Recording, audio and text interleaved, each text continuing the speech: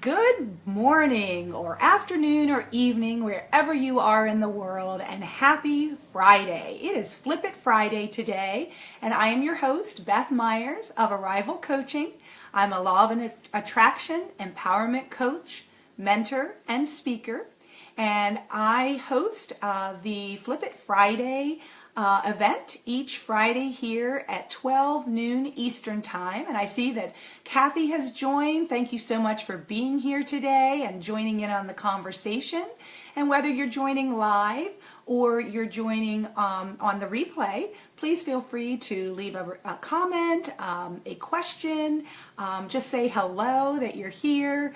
I love to have the conversation going even after the live event. So thank you so much again for being here and taking the lyrics of a song to a little deeper level and finding the meaning that we can find within the lyrics and be inspired by the song to increase that positivity in our lives and increase the focus on what it is that we really do desire to have in our lives. And most of the time it's not the drama, it's not the terrible, horrible, no good, very bad things that are occurring out there in the world. And so it's really being able to be a part of a community that can shift that focus, and this is a place to come and do that. If you find that this is something that you enjoy and you think others may enjoy that you know, please feel free to like, share, spread the word. I'd love for this to be a global movement to help people to thrive, not just survive, through the Flip It Friday and through music, which is such a universal language. Hey Tammy, so glad that you're joining us today. We're going to just get started into being able to take a look at the lyrics for this week's song. And this week's song is by Jessi Smiles. It's a new one. I hadn't heard that before and just kind of came across it. I can't remember if somebody recommended it to me or I discovered it on YouTube when I was searching the word question, which is the empowerment word for this week. So Jessi Smiles' song is What If I? Excuse me, What If I? And her whole song is about the questions that we can ask ourselves and that we can ask other people. Questions can be uncomfortable at times because it's that reflective piece. It's being able to go within to find the answer. And many times we look outside of ourselves. We're looking for the answer from other people. Tell me what I should do. Or, oh, don't you tell me because I don't want to hear what you have to say. I'm going to make my own decision. But, and then we get that resistance around the question. A lot of times with parents and children, that can become the dilemma and drama of every time I ask a question, or maybe it's a spouse, every time I ask a question, I get this resistance and you don't like me asking you questions. And there's a lot of sitting with that and really trying to figure out, well, what's going on there? What is the reason why that question becomes uncomfortable? And so one of the things that we're going to do today is take a look at Jessi's lyrics from the song What If I? And one of my favorite lyrics of the song is really the chorus, which is, what if I could call on the sun? What if I could shine till there's nothing but love? What if I stand up and choose to believe and it's always been up to me? And this song, the whole meaning of this song is about what you can do, not what you can't do. It's about love, not fear. It's about abundance, not lack. And it's about empowerment and not being a victim. So really listening and looking at the lyrics from the song. If you don't have a chance to get the lyrics, I will send them to you each week in your inbox. If you sign up for the Thrive Movement, part of what you will receive, each week you'll receive the you can maybe see it a little bit here that I printed out from my email, you'll receive the guide that has the post from Music Monday, where I introduce you to the song and to the meaning that I take away from it, from the initial time that I listen to it. And then Musical Musings arrives in your inbox on Wednesday.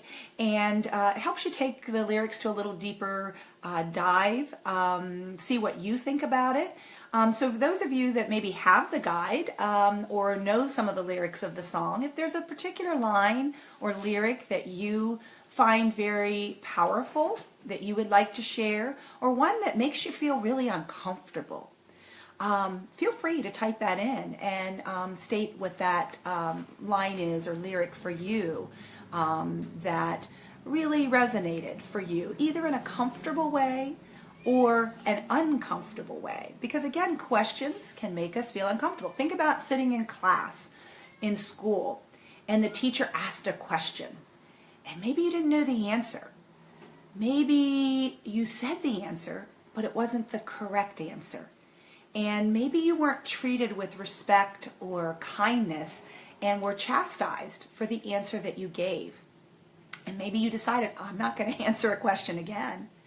Maybe it's that you were asked a lot of questions that were judgment type questions when you were younger.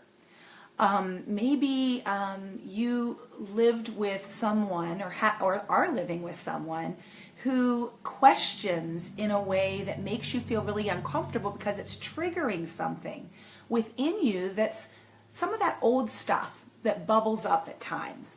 So sometimes the question we need to ask ourselves and go within is, what's that about? Get curious about it. You know, part of questioning is to be curious. That's why Curious George was called Curious George, because he always had questions. He wanted to know about different things. And I see Julia has joined us today. Thanks so much for joining in on the conversation today. And we're talking about questions today and that empowerment word and how Jessi Smiles' song, What If I, gets us thinking about questions, maybe on a little deeper level. And some of the uncomfortable questions that come along, like, what if it's dark? What if I never finish what I start? What if the light that was promised me, the world, just leaves me blind? You know, we have these fears that bubble up in ourselves that make us question, you know, why am I doing this? What is, you know, happening? Why do I keep getting the same result? And sometimes it has to do, where are we focusing our energy on what type of question? Is it because it's fear-based or it's lack-based? Or is it because you're feeling like you can't do it and the question is based in that energy? So sometimes it's being able to flip around the type of question that you're asking. So we'll talk about that in just a second. I see there's a couple questions that are coming in. Antonio, so glad that you're joining us today. Thanks for taking time and joining in today. Kathy says, for me, it stinks that negative is so much easier with less resistance than positive. It feels backwards for me. Shouldn't positive be easier? You pull positive off so easily. Well, thank you for the vote of confidence, but I have that negativity that pulls at me, those things that make me question, just like any of us. And really, it's all about being able to pivot. This song is brilliant with getting us to see the contrast and the clarity with the type of questions that really can help us shift more to that positive end. If you think of, you know, polar opposites, we live in a world of polarity. We've got, you know, the positive, we've got the negative. So Kathy, you're referring to that. And it seems like there's less resistance with the negative. It's because it comes up. It comes up from all of those limiting beliefs. It comes up from where we were trained and where, you know, what society, our families taught us, because they were doing the best that they could. But we've come from from times of lack, from times of it's not possible. I love Cinderella. Cinderella is one of my favorite. It was the the Rodgers and Hammerstein version with Leslie Ann Warren and the gentleman who played Alan Quartermain on General Hospital. I can't think of his name, but I used to love watching that all the time. And the song that I love is "It's Possible" or "It's Impossible," but it shifts to really "It's Possible."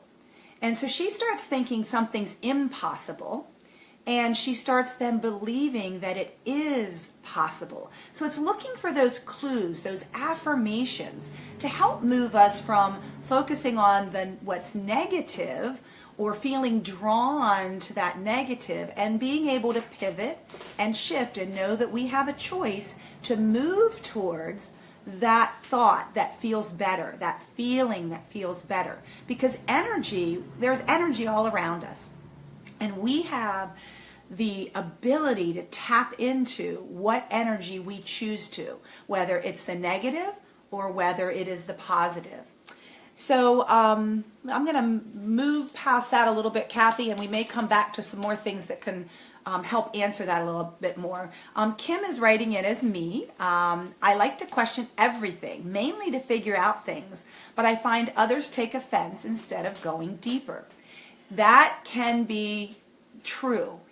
And one of the things that can happen with that is that sometimes the way the question is asked can trigger something within somebody else. So we'll talk a little bit about that as we go along. So I will come back to that, Kim. Hi, Antonio. I see you said that. Your pleasure. Mine as well, that you're here. Liz, I see that you've joined. Kim wrote in, questions are looked at as judgments, not as solving problem. And that is very true.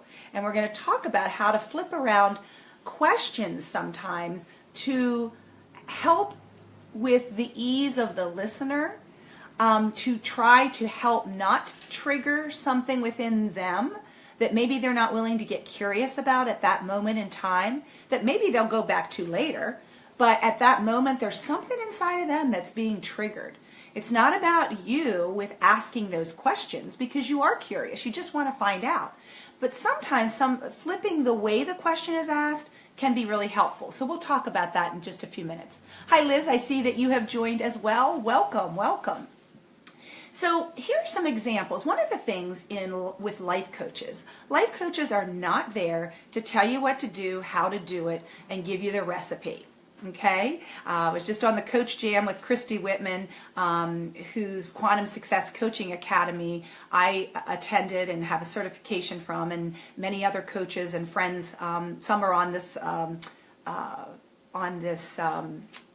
Facebook Live right now, and one of the things about the training is we learn how to use powerful questions. That is a huge part of the training because we are not there to give advice. We're not there to have people stay stuck in the past. It's being able to ask powerful questions and provide processes to help someone get from where they are to where they want to be. Thanks for the love you're sending there and the affirmations. I know a lot of you are resonating with that. So the questions can assist us, and the questions that we ask ourselves and the ones that others ask us can sometimes just be laid out there in a way that makes it much easier for the person receiving that question to take it in and want to be able to answer it. So here are some examples of some powerful questions. What is it that you want? That helps you start to look at, okay, I know what I don't want. This is what I do want. Then the next question from there is, why do you want it? It really helps you get really clear on why you don't want what's over here, the contrast or the negative, and why you do want what you are wanting to pivot towards and have more of. Then the last question is, how do you want to feel? That is the biggest question because we all are made up of energy, and energy comes forth in our thoughts, in our beliefs, in our emotions, and how that is shared. And when we can shift an emotion that is a lower vibrating emotion, we will then be able to, if we decide to focus on what it is we want and know why we want it and know how we want to feel. Well, that makes me feel special. It makes me feel important. I feel alive. I feel free. I feel joy. I feel love. Whatever it is, the feeling that you're desiring, it's being able to know that feeling and be in that essence of that feeling to help really shift that energy from that negative to that positive. So those are three really powerful questions. I see Holly has a question here. You're saying, I actually tend to err on the side of not asking questions in fear of invading someone's privacy. I think this approach means missing out on deeper connections with more reserved people. And Holly, what a great observation.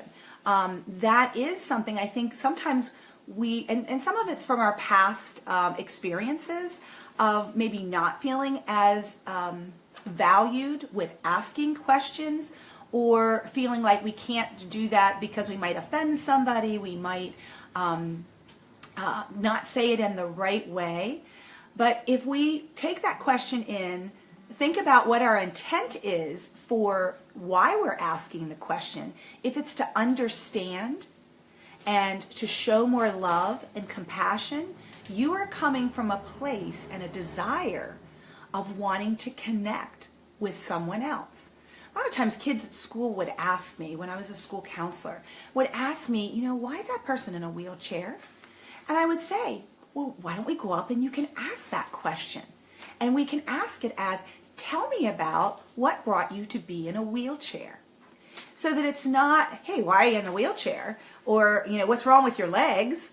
It's not asking the question in that way. And sometimes it's helping people become comfortable with how to ask a question to gain more information, and for that person maybe to be able to share their story.